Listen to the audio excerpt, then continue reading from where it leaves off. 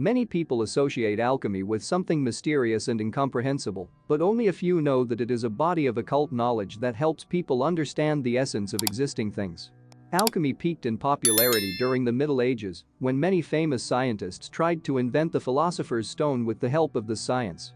Along with finding a way to turn simple metals into gold, alchemists sought the elixir of immortality, a recipe for happiness, and much more that was not even considered by ordinary people. But how successful were their attempts?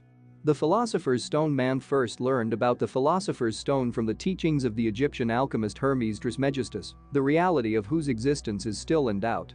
According to legends, Hermes was the son of Osiris and Isis, and it was he who left mankind books mentioning the Philosopher's Stone.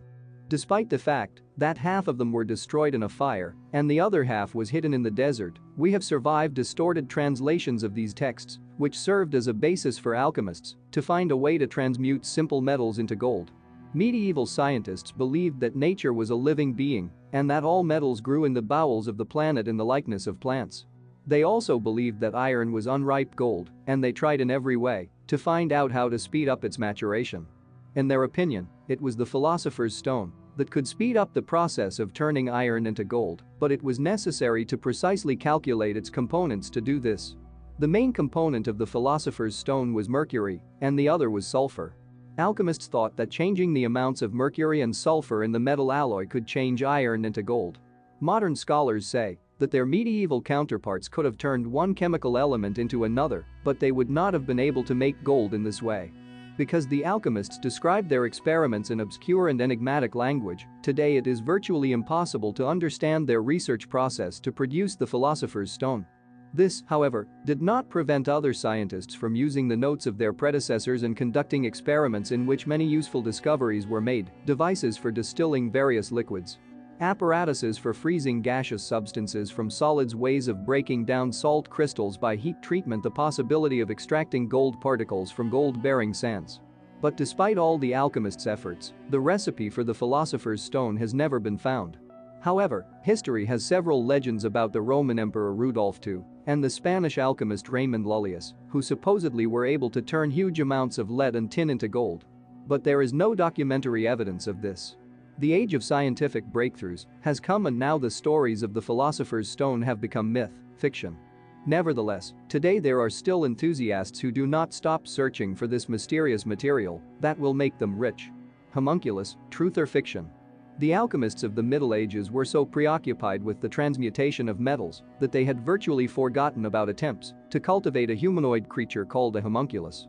Ancient scientists assumed that the most favorable medium for raising an artificial human was a combination of several types of saliva, protein and dew, but along with this the most important component was the blood and seminal fluid of man, which was the source of life force. It also required fresh manure, which had unique heat-removing properties, which contributed to the constant heating of the creature in the process of maturation. Historians are still surprised by the fact that the cultivation of homunculus was exclusively the prerogative of alchemists, because any uninitiated person could get all the necessary ingredients. The answer to this question lies in the fact that for the successful outcome of the case, it was necessary to use a difficult-to-make component mentioned in the alchemical works of Theophrastus Praxeas. He called it arcania of blood, solution of animal origin, but what he meant by it is still not known. Notwithstanding the confusion in the notes of the alchemists who conducted the experiments, there are several records to date regarding the success of these measures. For example, the most famous artificially bred creature was the homunculus given by Dr. Borel to King Louis XIV. There are also surviving documents indicating that a certain Count Johann Ferdinand von Kufstein and the head of the Geloni Abbey were able to grow more than 7 homunculi in about a month. According to historical data, they all differed from each other in appearance and were given different names. The creatures were kept in special glass tanks filled with water. They were given a pink-colored pill for food. They could change the color of the water and even predict the future. The materials also described one unusual case in which the largest homunculus got out of the tank and tried to free a similar female creature, but the butler of Count Kufstein caught it and put it back in its place. But, by heaven's will, these creatures could not last long locked up and soon died. To date, there is no exact information about what they looked like, no records of eyewitnesses or any remains of the homunculi have survived, making it possible to be skeptical of this story. However, many scientists and biologists believe that these creatures were nothing more than a known genus of spurge toads with a body structure somewhat similar to that of humans. Meanwhile, modern alchemists have not abandoned attempts to repeat the experiments of Count Kufstein and Abbot Geloni and are trying in every way to find the true recipe for the cultivation of homunculi. Nicole Flamel, the inventor of the Philosopher's Stone, or a fraud. Nicole Flamel was born near the town of Pontus in 1330. His parents were very poor, but they tried their best to give their son the best of everything. Nicole received a good education and made his living by copying books for several years. That is until he found an ancient scroll scrawled with incomprehensible symbols. Not long before that, an angel appeared to the simple scribe, holding the book in his hands. He showed Flamel only the front page and said, "Look, Nicole, one day this book will show you what no one else could see in it." In his writings, Nicole Flamel wrote that at the time, while earning money by copying books and compiling inventories, just after his parents died, he acquired an outlandish book that was very ancient and large in size. Its leaves did not resemble paper or parchment, but rather were made of delicate wood. The cover of the book was made of copper, decorated with incomprehensible figures and strange symbols. At first Flamel thought they were letters of the ancient Greek alphabet, but he was not sure. Inside, however, the book was scrawled with Latin letters that had been applied to the thin bark with a sharp metal pen. He managed to read some sections of this unusual book. In particular, he understood what the Philosopher's Stone was, but unfortunately the text did not specify what the primary matter was and where it could be extracted from. It took more than 21 years to decipher the folio, but Nicole eventually realized that he could not comprehend all the mysteries of the book on his own, and there were so many. So his next decision was to make a copy of it, with which he traveled the world in order to show it to other scholars.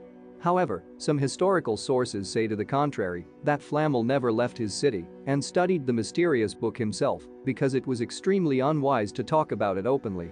Eventually Nicole suddenly became rich, and the news of the wealthy simple craftsman quickly spread throughout France.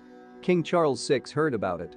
Charles sent an inquirer, a royal advisor, and a court physician to Flamel so that they could learn from him in every way how he could become rich. But when they arrived at Nicholas, they found him in extreme poverty and returned to the king with nothing. There is another version of the story, according to which the alchemist bribed the king's envoys and was able to continue his research, but is this true? No one knows that. After all, one could call all these stories mere fiction that inspired the alchemists of the Middle Ages to conduct experiments on the transmutation of iron into gold.